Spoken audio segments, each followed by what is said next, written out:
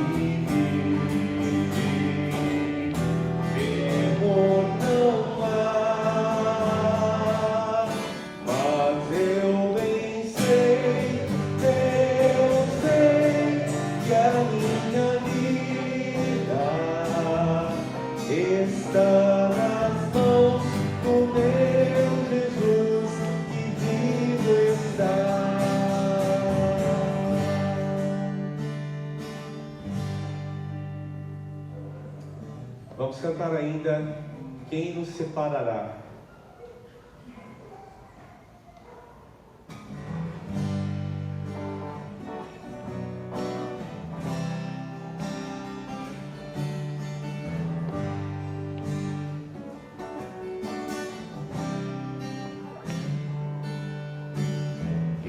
Nos separará do amor de Cristo, será tribulação, angústia ou perseguição, fome ou nudez, perigo ou espada, quem nos separará do amor de Cristo? Porque eu estou bem certo de que nem morte, nem vida, nem anjos, nem principados, nem coisas do presente, nem do porvir, nem poderes, nem altura, nem profundidade, nem qualquer outra criatura poderá nos separar do amor de Deus. Está em Jesus Cristo, nosso Senhor. Está em Jesus Cristo, nada poderá nos separar, nada poderá nos separar do amor de Deus. Está em Jesus Cristo, nosso Senhor. Está em Jesus Cristo.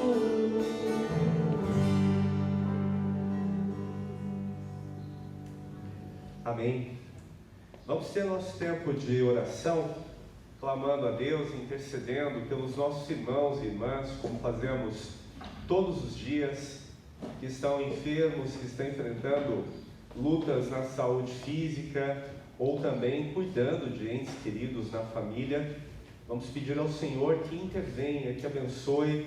Nós cremos no poder sobrenatural do nosso Deus, de fazer o impossível, de curar segundo sua vontade, mas como sempre enfatizamos, muito mais do que cura física, pedimos sempre que a boa, agradável e perfeita vontade de Deus cumpra-se em nossas vidas, porque a vontade do Senhor, o plano do Senhor, os caminhos do Senhor são melhores do que os nossos. Vamos também continuar intercedendo uns pelos outros, pelas nossas famílias. Nós, com a pandemia, com o distanciamento de atividades sociais, estamos convivendo mais tempo dentro de casa e, claro, alguns de nós já estamos adaptados a isso, outros de nós ainda estamos enfrentando lutas e dificuldades. Como eu sempre tenho enfatizado, os conflitos fazem parte da vida humana, especialmente entre casais, entre pais e filhos, entre irmãos, entre pessoas que passam bastante tempo de convivência juntos. A questão não é se nós vamos ou não ter conflitos, e sim como vamos lidar com esses conflitos, quais meios vamos buscar para resolvê-los. E esta semana, inclusive, eu fiz menção da Conferência Logos, que alguns irmãos e irmãs participaram à distância. Fomos abençoados estudando exatamente esse assunto, a resolução de conflitos à luz da Palavra de Deus.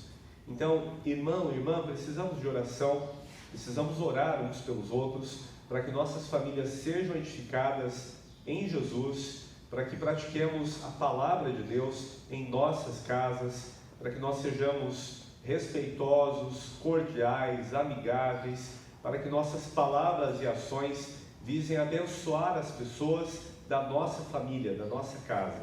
Então, por favor, leve a sério isso, interceda, clame a Deus, mas lembre-se também, pratique a palavra de Deus no lar. Seja não apenas fiel, seja não apenas responsável com as suas atividades, mas seja especialmente amoroso, cuidadoso, seja misericordioso, benigno, perdoador. Pratique a palavra de Deus no seu lar, faça aquilo que Jesus faria se estivesse no nosso lugar. Ame sem reserva, sem medida, perdoe sempre, enfim, pratique a palavra de Deus no Novo Testamento na família. Vamos também continuar em oração pelos irmãos e irmãs que estão nos campos missionários. Hoje, de uma maneira especial, vamos interceder pela vida do pastor Guaraci, da sua família, lá em Boquim, Sergipe, na obra do Senhor. Eles que servem com tanto amor, com tanta alegria, mas também com tantas lutas, com tantas dificuldades. E vamos pedir ao Senhor interceder, que abençoe os nossos irmãos, renovando sempre seu vigor espiritual, emocional, físico, e também abençoando sempre na questão do sustento, que é um grande desafio, que não somente eles, mas grande parte dos irmãos e irmãs que estão nos campos missionários precisam passar em relação ao cuidado mensal, ao pagamento das contas, ao suprimento muitas vezes das necessidades básicas. Sabemos que o nosso Deus sustenta. Hoje vamos, através da Bíblia, analisar um pouco dessa questão, mas é claro, Deus decidiu soberanamente agir através de nós. Então sejamos fiéis nas nossas orações, na batalha espiritual, na batalha pela fé e também nas contribuições, na participação, no cuidado, no apoio desses irmãos e irmãs.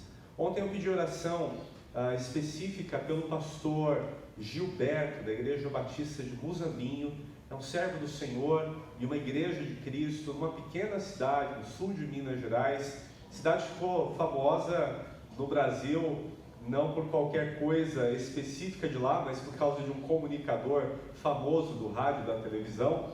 Mas ali há uma igreja de Cristo, não apenas a Igreja Batista de Muzambinho, certamente há outras igrejas também que invocam o Senhor em espírito e em verdade, mas em especial nós vamos interceder por esta Igreja Batista e pelo pastor Gilberto.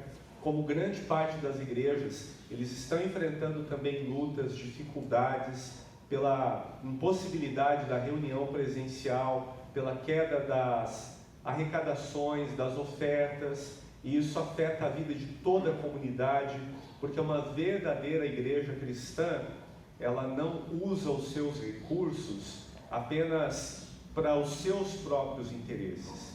Ela faz todas as coisas para a glória de Deus, servindo e sendo usada por Deus para abençoar outras pessoas.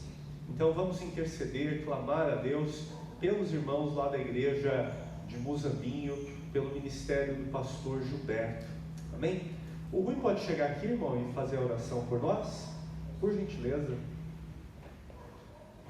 Te convido a abaixar a cabeça, fechar os olhos. Vamos clamar, vamos interceder ao Senhor. Som?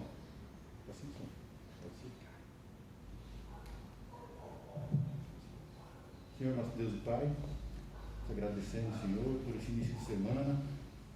Você nos trouxe aqui para congregarmos junto com os irmãos, ao Teu nome, aprender mais das Tuas santas palavras, levar a Ti as nossas orações, principalmente os nossos agradecimentos e principalmente a nossa salvação em Cristo Jesus. Obrigado, Pai. Pai amado, antes que eu não perca o rumo, peço primeiramente por esse pastor Gilberto, dessa igreja de Muzambinho, qual o nosso pastor Maurício mencionou. Que o Senhor abençoe, guarde, proteja, bem como os demais, o pastor Guaraci, lá de Sergipe, né?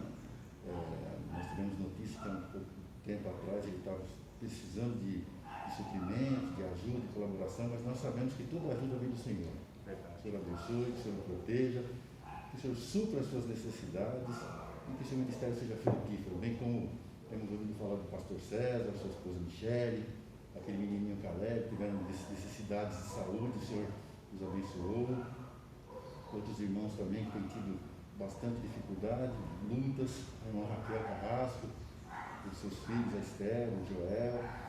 Muito contente de ver o nosso irmãozinho Marcos Galina, está aqui, recuperado.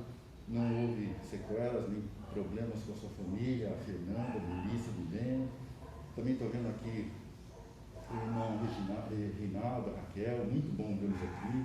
Não vou lembrar de todos os pedidos, mas, Pai, abençoa também a Diva pela perda do seu marido, Douglas, irmãozinho querido, mas o Senhor achou por bem chamá-lo, e sabemos que todas as coisas estão dentro da tua vontade. Temos também que orar pela Érica, que perdeu a mãe dela. Nós temos notícia da luta que ela vem empreendendo esse tempo todo, e sabemos que também tudo está dentro da tua vontade, tudo está dentro do teu controle.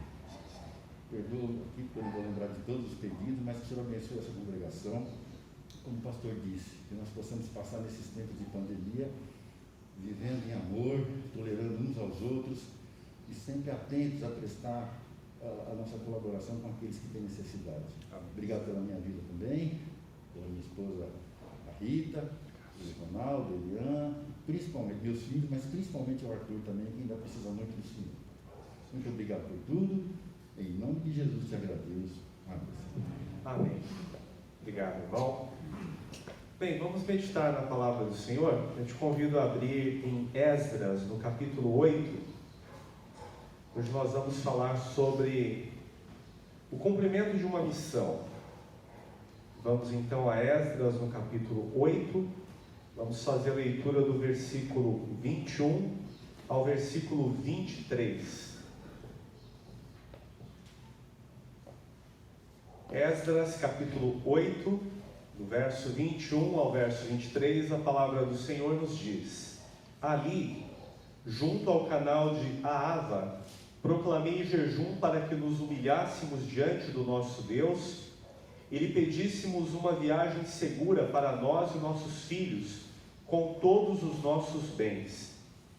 Tive vergonha de pedir soldados e cavaleiros ao rei para nos protegerem dos inimigos na estrada, pois lhe tínhamos dito: a mão bondosa de nosso Deus está sobre nós todos, os que o buscam, mas o seu poder e a sua ira são contra todos os que o abandonam. Por isso jejuamos e suplicamos essa bênção ao nosso Deus, e ele nos atendeu. Amém? Um pequeno trecho, eu preciso explicar o contexto para que nós então entendamos alguns aspectos importantes sobre como devemos cumprir as missões que Deus nos dá para realizar ao longo da vida, e entendendo a vida como pertencente ao Senhor. Se você, irmão e irmã, ainda está com o coração dividido em áreas da sua vida, querendo viver para si mesmo, querendo buscar seus próprios interesses, sendo autocentrado, ou seja, tendo uma vida que gira em torno de si mesmo, que busca apenas os teus interesses egoístas, nesta manhã eu quero desafiá-lo mais uma vez, pela pregação da palavra de Deus, a sujeitar-se inteiramente ao Senhor, a consagrar-se sem reservas ao nosso Senhor Jesus Cristo, e a entender que nós fomos criados para a glória do nosso Deus, que a vida existe para que através dela nós exaltemos o Senhor, vivendo em plena comunhão com Ele. E isso é viver a verdadeira vida, isso é alcançar a melhor vida, isso é ter da parte de Deus a mais preciosa comunhão, as mais ricas bênçãos, a mais plena satisfação. Quase sempre as nossas insatisfações na vida acontecem porque, ao invés de viver para a glória de Deus, nós queremos viver para a nossa própria satisfação, e somos, neste caso, eternamente insatisfeitos, porque fomos criados para o louvor da glória do nosso Deus. Quem foi Esdras? Bem, o texto bíblico fala um pouco a respeito dele. A partir do capítulo 7 do livro de Esdras, nós temos vários pequenos registros biográficos deste homem. Vejam comigo, por exemplo, capítulo 7, versículos 6 e 10. Este Esdras veio da Babilônia, era um escriba que conhecia muito a lei de Moisés dada pelo Senhor, o Deus de Israel. O rei lhe concedera tudo o que ele tinha pedido, pois a mão do Senhor, o seu Deus, estava sobre ele. E o versículo 10: pois Esdras tinha decidido dedicar-se a estudar a lei do Senhor e a praticá-la, e a ensinar os seus decretos e mandamentos aos israelitas. Esdras era, portanto, um doutor, um mestre da lei, um perito nas escrituras sagradas do Antigo Testamento, na lei de Moisés. Ele estava, portanto, na Babilônia. Ele nasceu escravo. Ele nasceu em um país estrangeiro que subjugou o seu povo anos antes. E nós vimos ao longo dos meses de abril, maio e junho acerca das lamentações de Jeremias, quando o povo de Judá foi deportado por consequência dos seus pecados, levados como escravos à Babilônia. Foram deixados uns poucos empobrecidos na terra, que sofreram miseravelmente, como nós vimos. Afinal, a mão do Senhor pesou sobre eles.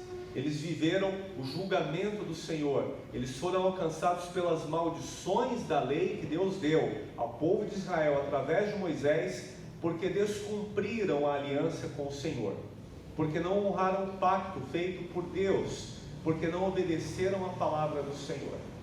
Esdras, então, nasceu na Babilônia, e a Babilônia já não era mais o império dominante. Eles haviam sido conquistados pelos persas.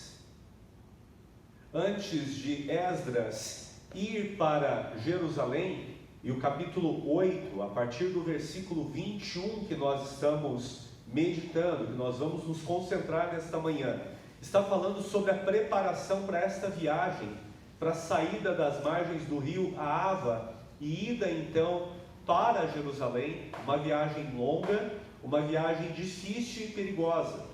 Ele estava indo até lá, porque como vimos no capítulo 7, versículo 6, era um perito da lei, era um doutor, um grande mestre, e ele tinha proposto no seu coração estudar a palavra de Deus e ensinar a palavra de Deus para todo o povo de Israel.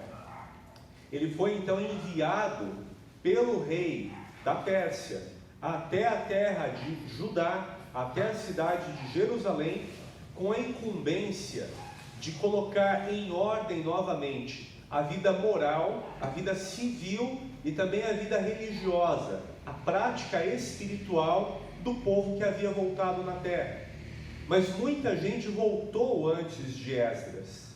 Nós não vamos nos deter muito nos detalhes técnicos e críticos do texto, mas há uma dúvida se Esdras foi para Jerusalém antes ou depois de Neemias. Eu pessoalmente sou partidário da tese tradicional de que ele foi para Jerusalém depois de Neemias, e ele é, portanto, da segunda geração daqueles que retornaram à terra que Deus prometeu a Abraão, Isaque e Jacó. Antes dele, houve um primeiro grupo liderados por Zorobabel, que reconstruíram o templo e que iniciaram a reconstrução da cidade num processo longo, difícil e doloroso. Neemias é enviado então com a missão de reconstruir os muros, e alguns anos depois que Neemias está ministrando, está como governador de Judá, está ali cuidando dos assuntos de Jerusalém, Esdras é também enviado, mas com a missão específica de devolver ao povo as práticas da lei do Senhor. E por isso, para receber a bênção do Senhor, Deus envia este servo, desafiando o povo ao arrependimento verdadeiro e a uma vida de santidade profunda, de compromisso para com Deus. Porque sem arrependimento e sem santificação, o povo não seria abençoado pelo Senhor. Eles viveram mais de 70 anos no cativeiro. Pela palavra de Deus, através de Jeremias, nós vimos isso várias vezes nas últimas semanas, como eu mencionei, especialmente Jeremias 25, versos 11 e 12, na qual Deus deixa claro que o tempo do cativeiro seria de 70 anos, para que a terra descansasse então dos seus anos sabáticos. Eles passaram 490 anos sem respeitar o ano sabático, então eles deveriam ficar 70 anos longe, para que Deus executasse o seu juízo, e o juízo de Deus visava o quê? A restauração, a purificação do seu povo. 70 anos se passaram, Deus manda o primeiro grupo, Deus permite que uma primeira leva de judeus retornem àquela terra. Zorobabel, sendo da descendência de Davi, é usado pelo Senhor para liderar o povo, fazer a reconstrução e a consagração do templo. E o templo em si, por si, não representava muita coisa. Nós sabemos pelo Novo Testamento que Deus não habita em templo feito por mãos humanas. Mas a grande questão não era um prédio, não era um espaço físico, era o coração do povo inteiramente voltado para o seu Deus. Eles foram abençoados por Deus, eles foram escolhidos pelo Senhor, eles foram ricamente recompensados pela bondade de Deus, que fez com que eles tivessem libertação da escravidão no Egito, que eles tomassem posse de uma terra e nela enriquecessem. Mas depois de ricos, depois de abençoados, o coração do povo se desvia do Senhor. Vez após vez, Deus manda os seus profetas para corrigir o caminho do povo, para desafiar o seu coração ao arrependimento, à fidelidade, à vida de santificação. E o povo então ignora a voz dos profetas. Os profetas são desancados, eles são mortos, eles são humilhados publicamente. E sempre que um profeta está sendo desrespeitado, naquele contexto, é o próprio Deus quem está sendo desonrado. Eles são levados então ao cativeiro na Babilônia. Nós vimos ao longo das semanas a dor, a tragédia, o grande sofrimento. E depois de tantos anos, 70 anos, quando o povo volta então para Judá, quando eles têm a permissão de Deus para reconstruir Jerusalém, o que você acha que devia passar na cabeça dessa gente? Qual deveria ser o seu relacionamento para com Deus? Evidentemente, você e eu pensamos, bom, vocês já aprenderam que não vale a pena desobedecer ao Senhor. Vocês já estão absolutamente treinados a serem fiéis, não importam as circunstâncias, porque vocês viveram, vocês experimentaram a dor de andar longe do Senhor. Então vocês já têm conhecimento, experiência suficiente para saber que não vale a pena viver longe de Deus, que não vale a pena desobedecer a palavra do Senhor, que não é bom, que não traz nenhum benefício para a vida ser idólatra, curvar-se diante de falsos deuses, ou mesmo viver curvando-se a si mesmo, sendo seu próprio Deus. Só existe um Deus vivo e verdadeiro, e Ele deve ser louvado, Ele deve ser engrandecido, Ele deve ser servido, Ele deve ser reverenciado sempre. Não é isso que nós pensamos em relação àqueles que voltaram do cativeiro, aqueles que alcançaram misericórdia de Deus para reconstruir suas casas, para reconstruir a cidade dos seus antepassados?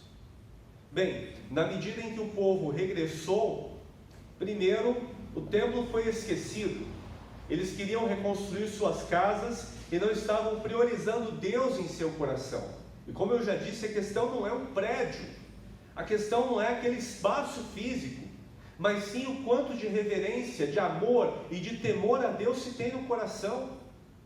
Então Deus manda seus profetas, Ageu e Zacarias, falarem com Zorobabel, desafiarem todo o povo. Vocês estão dizendo que não é tempo de reconstruir o templo? É tempo sim, foi para isso que Deus os libertou da escravidão e permitiu que vocês voltassem para essa terra. Vocês estão plantando e não têm colheitas, estão recebendo dinheiro e colocando num saco furado. Vocês não prosperam porque estão vivendo para si mesmos. E Deus então desafiando, olhem para as Escrituras, olhem para a minha palavra, obedeçam aos meus mandamentos. Esdras então é enviado para que o povo fosse mais uma vez disciplinado, ensinado, educado a viver na palavra de Deus, a obedecer às Escrituras, a serem fiéis ao único Deus vivo e verdadeiro. Esdras, ele tem um papel muito importante na história do povo hebreu e inclusive da composição da escritura do Antigo Testamento.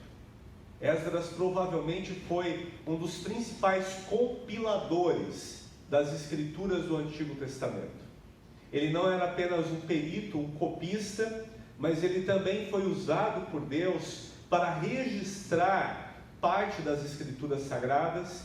Então nós acreditamos que o próprio livro de Esdras foi escrito majoritariamente por ele. A tradição acredita que as crônicas foram escritas, 1ª e 2ª crônicas, pelo escriba, pelo perito da lei, Esdras, e ele certamente organizou o Pentateuco, organizou os profetas, os livros de sabedoria, e provavelmente a composição final que nós temos do Antigo Testamento passou por uma revisão geral deste perito, deste homem sábio usado por Deus. E ele então tem uma missão: liderar a 2ª geração de pessoas que sairiam da Babilônia e retornariam para a terra prometida, a fim de restabelecer o culto a Deus, a vida civil, a vida devocional, mas também a organização moral do povo. E como estava o povo? Mesmo depois de toda a história que acabo de contar, o coração do povo está longe do Senhor. O coração do povo ainda está buscando seus próprios interesses. Deus não é a prioridade, Ele não está no centro, no trono do viver. A obra do Senhor não é prioridade. Eles querem reconstruir suas casas, suas cidades, mas não estão preocupados com o Senhor, com o seu templo, com o culto. Não estão preocupados em obedecer a palavra de Deus. E nos dias em que Esdras então chega a Jerusalém, ele percebe que está acontecendo mais uma vez uma calamidade espiritual e moral. Os judeus foram proibidos de casarem-se, darem-se em casamento com os povos estrangeiros. E o que Esdras encontra? Praticamente todos os que foram regressos do cativeiro, casados com estrangeiros. Então, no final do livro de Esdras, se você depois fizer a leitura na sua casa, você vai ver um grande chamado, uma grande convocação do povo ao arrependimento, à prática fiel da palavra de Deus, à obediência sincera e irrestrita das Escrituras Sagradas. E até os dias de hoje, meu irmão, minha irmã, embora estejamos numa nova aliança em Cristo Jesus, essa é a principal necessidade de todos nós, da humanidade, e inclusive daqueles que se dizem filhos e filhas de Deus, obedecer a palavra de Deus. Veja, nós estamos aqui, você ouve semanalmente a palavra de Deus, mas sejamos honestos, sejamos sinceros, quanto de atenção, de fato, nós dedicamos à palavra do Senhor? Eu não quero ser um crítico severo e juiz alheio. Eu sou pregador, eu não sou inquiridor, e eu também não sou um promotor de justiça que aponta o dedo na tua direção te denunciando. Não é a minha função, não é o meu papel. Até porque eu também sou confrontado pela palavra do Senhor. Eu também sou um homem normal, natural, que muitas vezes enfrenta dificuldades de obedecer a palavra de Deus. Embora você me conheça um pouco e saiba que eu gosto muito de ler, não são todos os dias e todas as noites em que é um prazer enorme ler. E muitas vezes eu leio e não consigo me concentrar mais como anos atrás. Então eu preciso reler o que acabo de ler para alcançar uma compreensão, e isso causa fadiga, cansaço. E você e eu estamos sempre a pensar que quando lemos a Bíblia, temos que ter todo o prazer do mundo, e de verdade em algum momento o prazer vai vir, mas não sem antes termos este sacrifício, do qual o próprio Deus nos desafia a nos afadigarmos, a desgastarmos a nossa vida, os nossos melhores esforços para conhecer a Deus, e conhecer Deus é a vida eterna. Lembra-se da oração de Jesus em João, o Evangelho, capítulo 17, esta é a vida eterna, João 17,3, que te conheçam como o único Deus verdadeiro e ao seu Filho a quem enviaste. Então eu não vou apontar o dedo para você e dizer: ímpio, infiel, você diz que é crente, você diz que busca Deus, mas você pouco se importa com a palavra de Deus. Até mesmo quando a palavra é pregada, você pode estar olhando atentamente para o pregador, mas a tua mente, o teu coração distante do Senhor. E olha, não se preocupa de me enganar, porque o teu problema não sou eu. O nosso problema é que nós podemos ocultar tudo de todos, mas nada do nosso Deus. Ele sabe exatamente quem nós somos, Ele nos conhece profundamente. Todas as coisas estão claras, são perfeitamente conhecidas pelo Onisciente. Então o povo de Judá precisava voltar às Escrituras. O povo de Deus precisava mais uma vez de fidelidade à lei de Deus, à palavra de Deus. E o mesmo está acontecendo hoje. O povo de Deus precisa ser fiel à palavra de Deus. Porque nas horas de crise nós buscamos ao Senhor e dizemos: Pai, me dá o livramento, me dá a tua bênção. Senhor, cuida de mim, afasta de mim esse cálice de dor. Senhor, de alguma maneira, traz alívio no meio dessa angústia toda que eu estou sofrendo. E quando temos alívio, o que acontece? Voltamos às velhas práticas, não obedecemos ao Senhor, não reverenciamos de todo o nosso coração. Somos hipócritas, vivemos então a maior parte do tempo longe do nosso Deus, e por isso precisamos ser confrontados pela palavra de Deus constantemente, todos nós. Era a função de Esdras, ele foi levantado por Deus para isso, mas ele então vai começar a sua missão. Ele tem que sair da Babilônia e fazer uma viagem longa até Jerusalém. E entendendo um tanto desse contexto, vamos novamente a Esdras 8:21. Ele se reúne com todos aqueles que vão viajar, e ele então proclama um jejum. Ele desafia o povo a se humilhar diante de Deus. E eles clamam, eles intercedem, eles oram ao Senhor, pedindo uma viagem segura. O verso 22 fala que ele teve vergonha de pedir ajuda ao rei, de pedir escolta de soldados. E no versículo 23, depois do jejum, da súplica, eles têm a aprovação, a bênção, a vitória concedida por Deus. Qual era a missão? A missão de Esdras era sair da Babilônia e ir para Jerusalém, a fim de ser usado por Deus para reeducar o povo na lei de Deus, para ensinar a palavra do Senhor, a fim de que o povo de Deus vivesse conforme a palavra de Deus.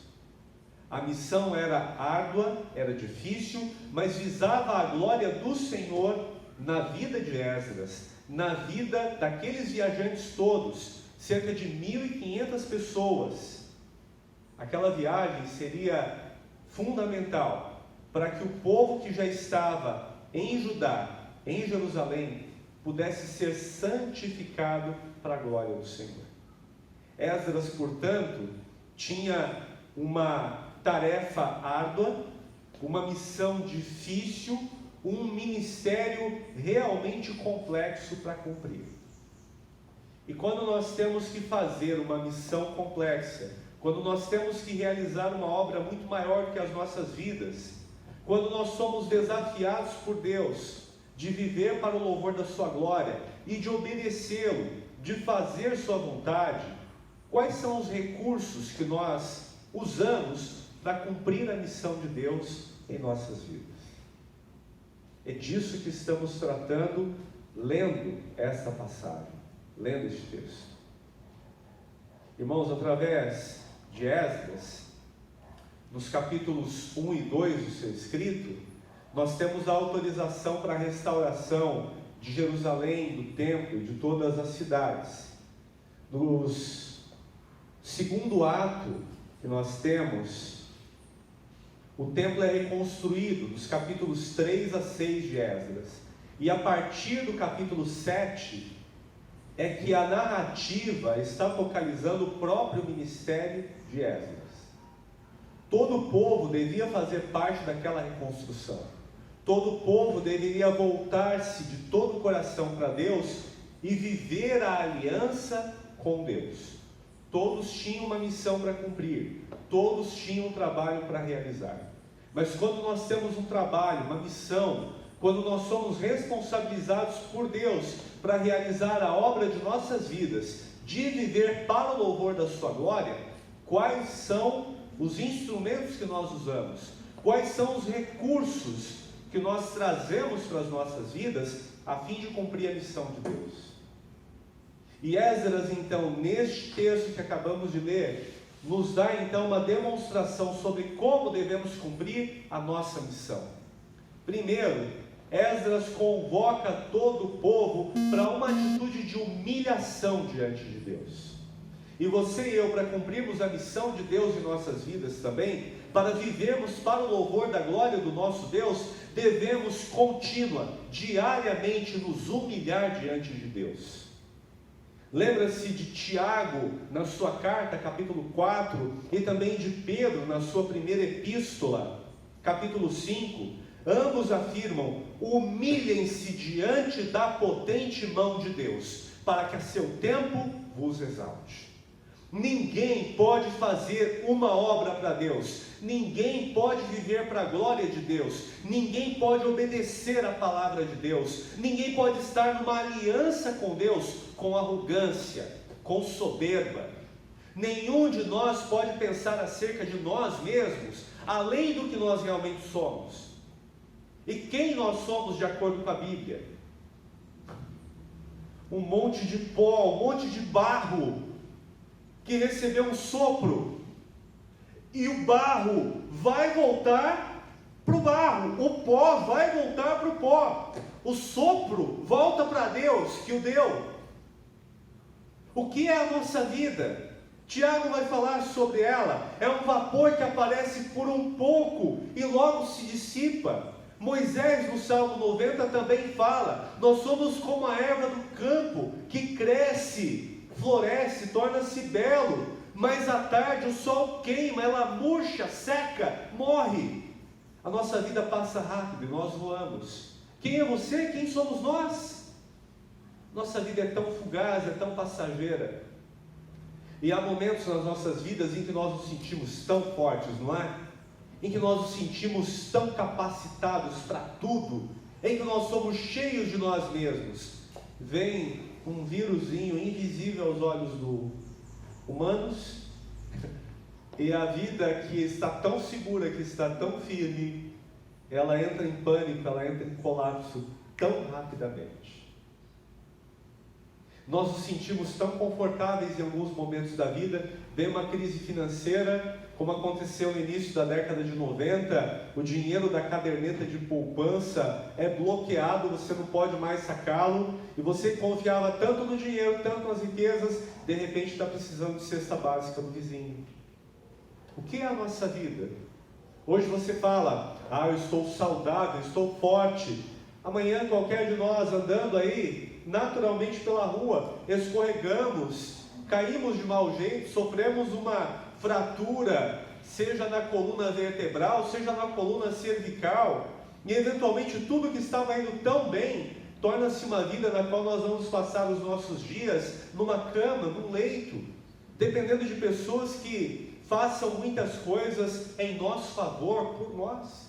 O que é a nossa vida? Irmãos, nós não somos fracos, nós não somos incapazes para tudo, nós não somos obsoletos, nós não somos grandes idiotas criados por Deus e que não têm capacidade para coisa nenhuma.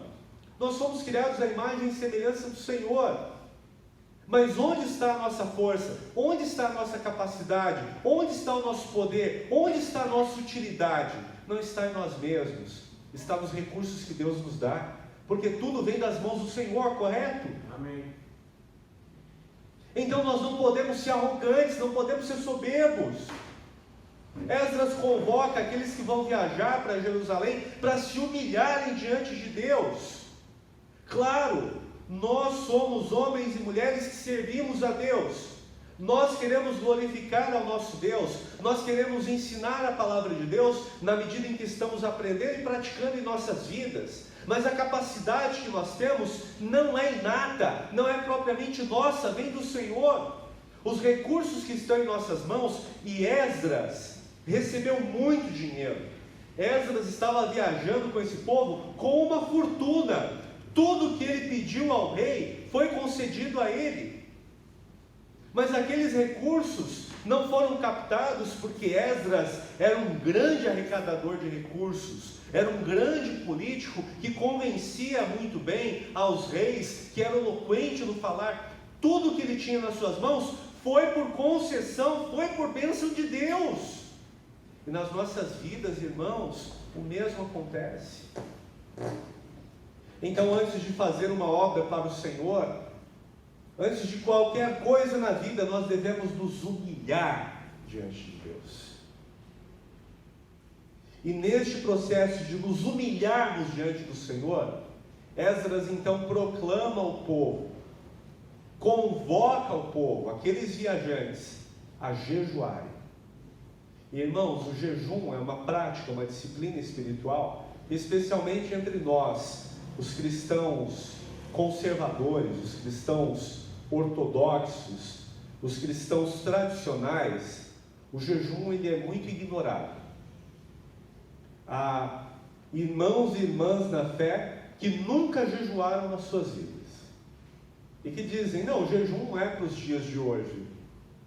Olha, o jejum é uma disciplina espiritual, como a oração é uma disciplina espiritual. Você vai falar, mas jejum nos dias de Jesus não foi praticado. Lê nos evangelhos. Jesus deixou claro, bom, enquanto o noivo está aqui, não há jejum, mas vai chegar dias em que o noivo, o próprio Jesus, vai ser retirado. Então eles vão jejuar, os discípulos de Jesus.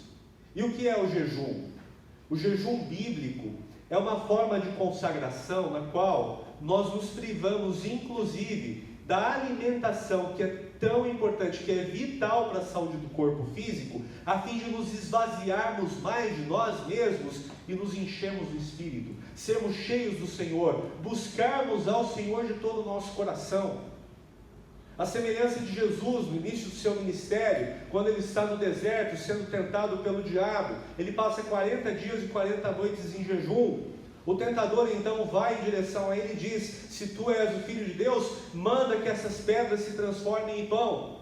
E aí nós temos, da parte de Jesus, um grande ensinamento sobre o jejum, sobre as finalidades bíblicas do jejum. Não é só de pão que vive o homem, mas especialmente daquilo que procede da boca de Deus, da palavra do Senhor. E meus irmãos e irmãs, num tempo da vida humana em que tanta gente está vivendo cheia de si mesmo, será que não está na hora de você e eu termos mais sensatez e disciplina pessoal para praticar o jejum bíblico, a fim de nos esvaziarmos mais de nós mesmos e buscarmos a plenitude do Senhor em nossas vidas, mais intimidade, mais dependência de Deus, mais devoção? Ele convoca todo o povo para o jejum. E o povo então atende a convocação. E eles então suplicam, eles clamam a Deus. Olha, pensa comigo na vida de Esdras e na missão que ele tem que cumprir. Por que ele estava saindo da Babilônia e indo para Jerusalém? Essa era a vontade pessoal dele? Provavelmente não. Onde foi que Esdras nasceu? Ele nasceu em Jerusalém? Ele nasceu em Judá? Ele conhecia aquele lugar? Claro que não. Ele nasceu na Babilônia. Mas nascendo na Babilônia, embora fosse um escravo, que tipo de escravo ele era? Ele estava entre os nobres, ele vivia nos palácios, ele tinha alta reputação, o rei sabia o seu nome, ele era um doutor, um perito das escrituras, respeitado pela corte, embora fosse um escravo, pelo povo, embora fosse um escravo, e pela sua gente. Precisa de uma vida melhor? Para que sair daqui e ir para lá? O que ele sabia a respeito de Jerusalém, a respeito de Judá? A mesma coisa que Neemias ouviu. Depois você lê na tua casa Neemias capítulo 1, e só por curiosidade, na antiga Bíblia hebraica, Esdras e Neemias são um único livro, diferente da nossa Bíblia, em que há divisão de 2 livros. Você vai ver no capítulo 1 de Neemias, que ele recebe seu irmão Anani, e então pergunta como está a situação do povo que está em Jerusalém. Neemias não conhecia Jerusalém, ele também nasceu no cativeiro, e ele recebe então o relato do seu irmão: a cidade está destruída, as portas estão queimadas a fogo, o povo está numa grande miséria e numa grande necessidade. Você quer sair do palácio para ir morar numa cidade assim? Você quer deixar a vida de alto funcionário público, que tem cartão corporativo, para ir para um lugar fedorento, cheio de gente pobre? Estão vivendo num contexto de miséria, e por mais que você tenha dinheiro, ali você não tem o que gastar, ali você perde o conforto, ali você perde o prazer. Por que Esdras iria para Jerusalém? Não era por sua vontade pessoal, é porque ele entendeu que era a vontade de Deus, é porque ele queria obedecer ao Senhor, ele se dispôs a isso.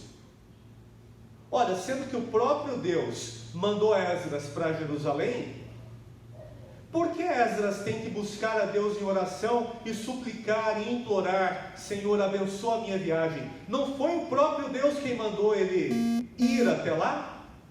Sim, por certo.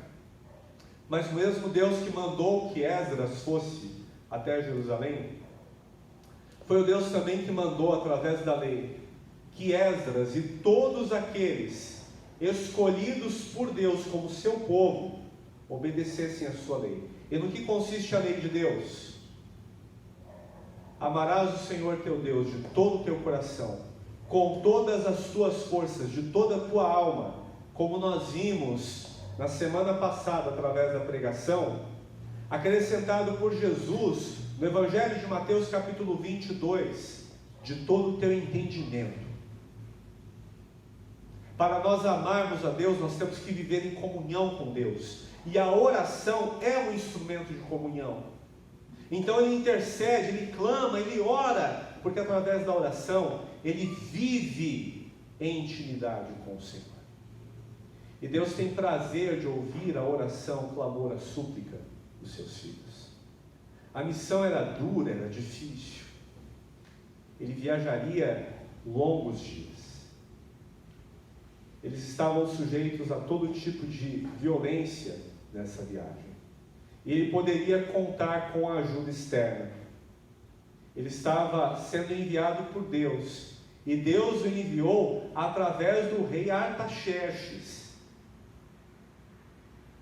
Ele podia dizer: rei, já que o senhor está me mandando de volta para lá, que tal mandar uns soldados comigo? Mas o que o texto bíblico diz?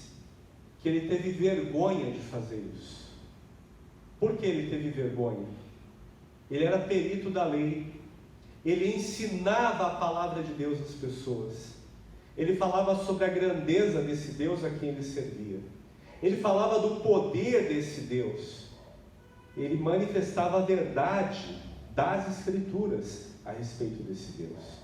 E como ele chegaria diante do rei e diria: rei, me protege, eu sei que meu Deus é muito grande, é todo poderoso, mas se o Senhor me proteger, isso ajuda. Na oração, ele está derramando o seu coração, e ele está declarando a sua total dependência do Senhor. Pai, é difícil, mas eu quero confiar em Ti. Eu não vou confiar em soldados, em cavalos que podem me proteger. Eu confio na proteção que vem do Senhor. E o que aconteceu? Final do versículo 23. Nosso Deus, Ele nos atendeu. Como foi que Deus atendeu? Naquele instante? Naquele exato momento que eles oraram? Não. Deus atendeu ao longo da viagem. Deus atendeu ao longo do processo de vida. Deus atendeu abrindo os caminhos, levando-os em segurança, fazendo-os chegar a salvo. Porque sempre que Deus nos dá uma missão para cumprir, o próprio Deus vai adiante de nós. Ele é o principal interessado em ter sua vontade cumprida através de nossas vidas. E Ele nos ama, Ele tem cuidado de nós. Mas meu irmão, minha irmã, para cumprirmos as missões que Deus nos dá ao longo da vida, precisamos nos humilhar diante do Senhor. Precisamos nos esvaziar de nós mesmos e sermos cheios do Senhor. Precisamos viver em comunhão com Deus, em clamor, em súplica, intercedendo. E Deus ouve as nossas orações. Trazendo para as nossas vidas e encerrando nesta manhã,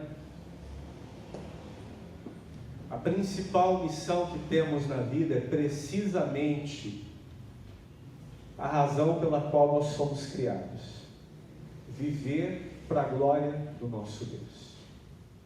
Porque dele, por ele e para ele são todas as coisas. Glória, pois, a ele eternamente. Amém. Romanos 11:36. Deus quer ser glorificado no tempo presente de uma maneira muito específica, através da nossa fidelidade de pregar o Evangelho ao mundo inteiro, em anunciar a salvação que só há em Jesus Cristo a toda gente, a todas as nações. Deus nos enviou em Cristo uma missão nesse mundo para vivermos para a glória dele, revelando Jesus através de tudo que nós somos. E essa missão, meu irmão, minha irmã, não pode ser cumprida com a nossa capacidade, com as nossas iniciativas. Devemos nos humilhar diante do Senhor. Devemos viver em sujeição a Ele. Devemos ser vazios para nós mesmos, mortificar a nossa própria carnalidade, a fim de vivermos plenamente Cristo. Lembra de Paulo, não é? Gálatas 2:20, já estou crucificado com Cristo. Vivo não mais eu, mas Cristo vive. Filipenses 1:21, porque para mim o viver é Cristo e morrer é ganho. Meu irmão, minha irmã, para cumprirmos a missão de viver para a glória do nosso Deus, testemunhando Jesus, pregando o Evangelho a todas as pessoas, devemos nos humilhar, devemos nos esvaziar de nós mesmos, devemos ser cheios do Espírito, devemos viver em comunhão com o Senhor, devemos clamar, interceder. E nessa altura talvez você, mais uma vez, no fundo do coração esteja perguntando: mas por que viver desse jeito? Porque essa é a única vida que tem valor. O restante é engano, é morte. O restante é passageiro, é fugaz. Você e eu já vivemos muito tempo para nós mesmos. Já fomos egoístas o suficiente. Já experimentamos muito amargor, muitas derrotas, muito sofrimento, porque buscamos os nossos próprios interesses, correto? Lembra do povo de Judá? Depois de tantos anos de cativeiro, não deviam já ser tão bem treinados para obedecer ao Senhor? Você e eu recebemos muito mais do que eles, porque eles estavam esperando o Messias. Nós já temos o Messias, Emanuel, Deus conosco, habitando em nossos corações, amém? Irmão, irmã, qual é a dúvida de viver para a glória do Senhor? Qual é a dúvida sobre cumprir ou não a missão de Deus na vida? Para cumprirmos a missão de Deus, vamos nos humilhar, vamos nos esvaziar de nós mesmos, vamos viver em intimidade com o Senhor, em oração, em súplica, em clamor. Ele vai cumprir sua vontade em nós. E na boa, agradável e perfeita vontade do nosso Deus, nós vamos ter prazer e satisfação, sendo mais do que vencedores por aquele que nos amou. E ninguém pode nos separar desse amor, amém? Pai querido, obrigado pela Tua palavra viva e eficaz, que mais uma vez pudemos ler e pensar a respeito dela, e pedimos, Pai, que Teu Espírito Santo nos capacite, não apenas a compreensão intelectual, mas especialmente a prática. Que através do exemplo do Teu servo Esdras, hoje, meus irmãos, irmãs e eu, possamos, Senhor, ter consciência de que devemos cumprir a missão do Senhor em nossas vidas, de viver para o louvor da Tua glória, de proclamar o Evangelho do nosso Senhor Jesus através de tudo que falamos e fazemos. Ó Deus, nesta manhã, através do exemplo de Esdras, tem misericórdia de nós e ajuda-nos, Senhor, a nos humilharmos diante de Ti. Porque, Pai, sem o Senhor não somos nada. Sem o Senhor nós não temos qualquer valor. Sem o Senhor as nossas forças, Senhor, são limitadíssimas. Não podemos vencer sozinhos. Deus, queremos viver debaixo da Tua soberania. Queremos, Senhor, viver prostrados aos Teus pés.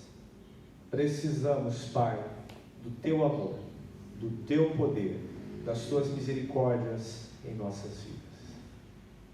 Pai, ajuda-nos a nos esvaziarmos de nós mesmos, a saber que mais importante que qualquer coisa, mais vital que qualquer necessidade que tenhamos neste mundo e nesta vida, é praticarmos a palavra do Senhor, ouvirmos e obedecermos Tua voz. Porque como nos ensinou o nosso Senhor Jesus, citando, Pai, as Escrituras sagradas do Antigo Testamento, não é só de pão que vive o homem, mas principalmente do que procede da Tua boca, da Tua palavra. Que essa nos sustenta, essa tem poder e vai permanecer por toda a eternidade. E Pai, queremos viver uma vida de intercessão, de clamor, de súplica, de intimidade com o Senhor. Abençoa-nos, Pai, nesse propósito. E prometemos dar ao Senhor, somente ao Senhor, todo louvor, toda adoração, toda honra e toda glória.